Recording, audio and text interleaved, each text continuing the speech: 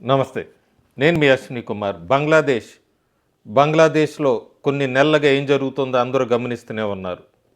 బంగ్లాదేశ్లో హిందువుల మీద దాడి, ప్రభుత్వం మారాక, యూనిస్ ప్రభుత్వం వచ్చాక, అమెరికా మద్దతుగా యూనిస్ ప్రభుత్వం ఏర్పడ్డాక హిందువుల మీద దాడి ఎలా జరుగుతుందో అందరూ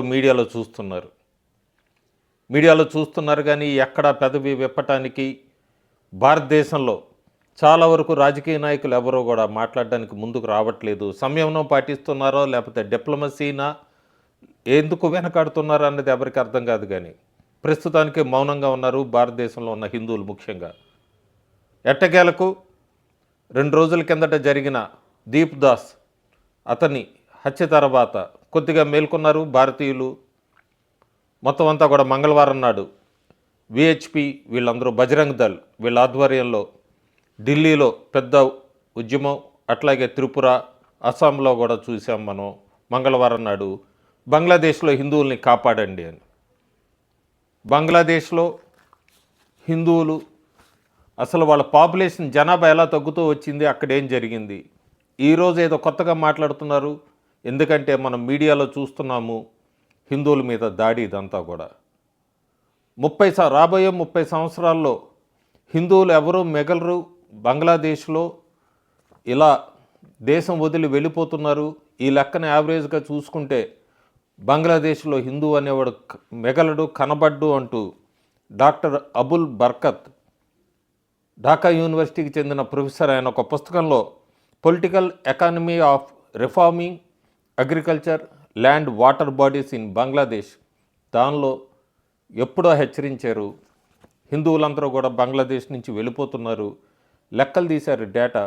1964 నుంచి 2013 దాకా 11.3 మిలియన్లు హిందువులు బంగ్లాదేశ్ని వదిలి వెళ్ళిపోయారు. కారణాలు రిలీజియస్ పర్సిక్యూషన్ అనుకోవచ్చు, లేకపోతే డిస్క్రిమినేషన్ అనుకోవచ్చు. మతపరంగా ఏదైనా కూడా 632 మంది హిందువులు యావరేజ్గా రోజుకి, అదే సంవత్సరానికి వచ్చేటప్పటికి 2,30,612 మంది బంగ్లాదేశ్ని వదిలి వెళ్ళిపోతున్నారని చాలా క్లియర్గా చెప్పాడు ఆయన. లిబరేషన్ వార్ ముందు ఈ రేట్ ఆఫ్ మైగ్రేషన్ లేదా దేశం వదిలి వెళ్ళిపోవటం 705 ఉండేది రోజుకి.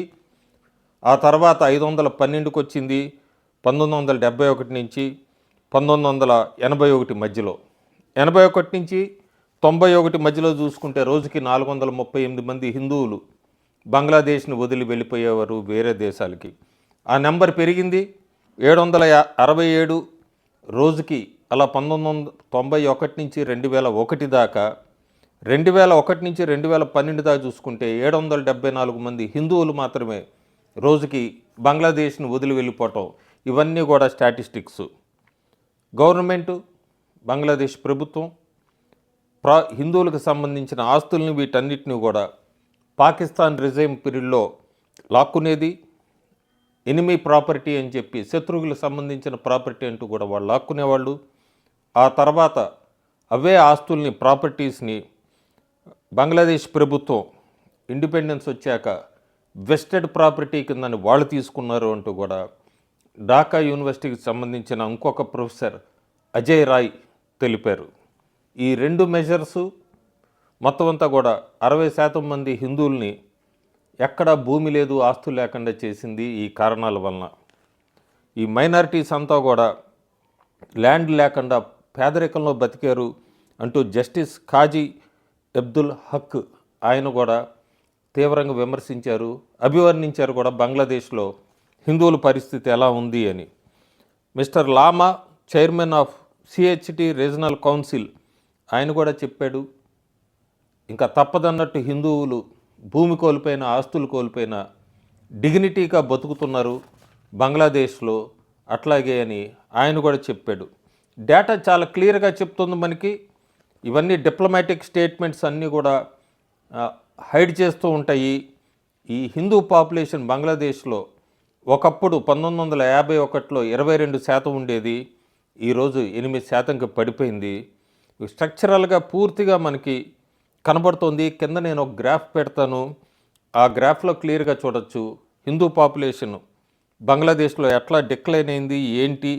ఎందుకంటే రిజైమ్ చేంజ్ అయింది, మిలిటరీ డిక్టేటర్షిప్స్, డెమోక్రసిటీస్ ఇవన్నీ కలుపుకుంటే ఇలా అన్నందుకు అబ్దుల్ బర్కత్ని అరెస్ట్ చేసింది బంగ్లాదేశ్ ప్రభుత్వం కూడా, యూనిస్ ప్రభుత్వము. ఎందుకంటే అన్ని కరప్షన్ ఛార్జెస్ అంటూ అరెస్ట్ చేసింది.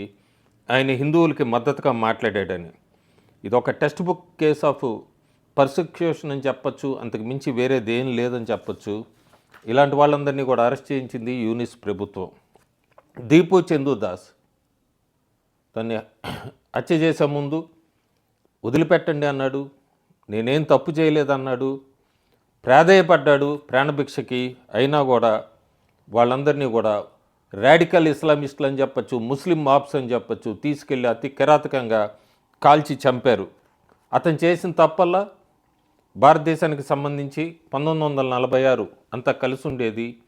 ఆ దేశంలో పుట్టడమే అతను చేసిన తప్పు. తర్వాత ఈస్ట్ పాకిస్తాన్ అని 1971, ఆ తర్వాత ఆ ల్యాండ్ అంతా కూడా బంగ్లాదేశ్గా పిలువబడుతుంది. అలాంటి ల్యాండ్లో పుట్టడమే ఈ దీపు చంద్రదాస్ వాళ్ళ యాన్సిస్టర్స్ వాళ్ళందరూ కూడా ఆ ల్యాండ్లో పుట్టడమే, ఆ భూమిలో పుట్టడమే అతను చేసిన తప్పు. 2025లో చాలా క్లియర్గా విజువల్స్ అంతా సోషల్ మీడియాలో తిరుగుతున్నాయి. పోలీసులే తీసుకెళ్ళి ముస్లిం మాబుకి అప్పగిచ్చి చంపండి అంటామంటే ఎంత దారుణంగా ఉందో బంగ్లాదేశ్లో హిందువుల పరిస్థితి అన్నది అర్థమవుతుంది. బంగ్లాదేశ్ ఎంతో దూరంలో లేదు, మన నెక్స్ట్ డోర్ అని చెప్పచ్చు భారతదేశానికి. అయినా మనమందరం గమనిస్తున్నాము, హెల్ప్లెస్గా ఏం చేయలేని పరిస్థితి. సొల్యూషన్ ఏంటి అనేది మీకు తెలుసు, నాకు తెలుసు, అందరికీ తెలుసు. కానీ మనం ఎదురు చూడాలి, ఆ టైం ఎప్పుడు వస్తుంది ఏంటి అనేది. వీటన్నిటికన్నా దారుణం బంగ్లాదేశ్లో హిందువుల మీద దాడి జరుగుతోంది. ఈ దాడిని ఖండించాలంటూ భారతదేశంలో చాలామంది హిందువులు రోడ్డు ఎక్కారు, ధర్నాలు, ర్యాలీలు చేశారు మంగళవారం నాడు. కానీ మన భారతదేశంలో ఉన్న ఒక రాష్ట్రంలోనే, వెస్ట్ బెంగాల్ లాంటి రాష్ట్రంలో ఈ ధర్నా మీద, ర్యాలీల మీద మమతా బెనర్జీ ప్రభుత్వం విచక్షణారహితంగా లాఠీ చార్జీలు చేసింది. వాళ్ళు చేసిందల్లా కూడా హిందువులకి అండగా నిలబడమని ర్యాలీ చేసినందుకు. వీళ్ళంతా వెస్ట్ బెంగాల్లో పాలస్తీనియన్స్కి వీళ్ళందరికీ మద్దతుగా ర్యాలీలు చేసినప్పుడు ఎక్కడ కూడా మనం లాఠీ చార్జీలు చూడలేదు. బంగ్లాదేశ్ హిందూస్కి మద్దతుగా ర్యాలీ చేస్తే మాత్రం లాఠీ చార్జీలు చేయించింది బెంగాల్ ప్రభుత్వం. అందుకే అంటారేమో ఫేట్ ఆఫ్ హిందూస్. ఎలా ఉందంటే ప్రస్తుతం హిందువుల పరిస్థితి, బంగ్లాదేశ్లో హిందువులనేమో కొట్టి చంపుతూ ఉంటారు. ఎందుకంటే హిందువులైనందుకు బంగ్లాదేశ్లో యూనిస్ ప్రభుత్వం, యూనిస్ మద్దతుదారులు బంగ్లాదేశ్లో హిందువుల మీద దాడి చేస్తూ ఉంటారు. ఇక్కడ భారతదేశానికి చెందిన హిందువులు కలకత్తా పోలీసులతో లాఠీచార్జ్ దెబ్బలు తింటారు. ఎందుకంటే హిందూస్ మీద దాడులు బంగ్లాదేశ్లో జరుగుతున్నందుకు, ఇక్కడ ర్యాలీ చేసినందుకు హిందువులకి ఎక్కడైనా సరే ఆఖరికి వాళ్ళ మీద దాడులు తప్ప ఏం మిగలట్లేదా అనేది ఆలోచించుకోవాలి. రాజకీయ నాయకులు, సెలబ్రిటీసు కొంతమంది నోరు గళం విప్పుతున్నారు. ఇది ప్రతి ఒక్కరూ ఖండించాల్సిన విషయమే. బంగ్లాదేశ్లో హిందువుల మీద దాడి అనే దాని మీద సంబంధించి యూకేలో, అట్లాగే యూరోప్ కంట్రీస్లో, కెనడాలో ఎన్ని నిరసన ర్యాలీలు మొదలుపెట్టారు. భారతదేశంలో కూడా మంగళవారం నుంచి మొదలైనవి. దీన్ని అందరూ ముక్తకంఠంతో తీవ్రంగా ఖండించాల్సిన అవసరం ఎంతైనా ఉంది.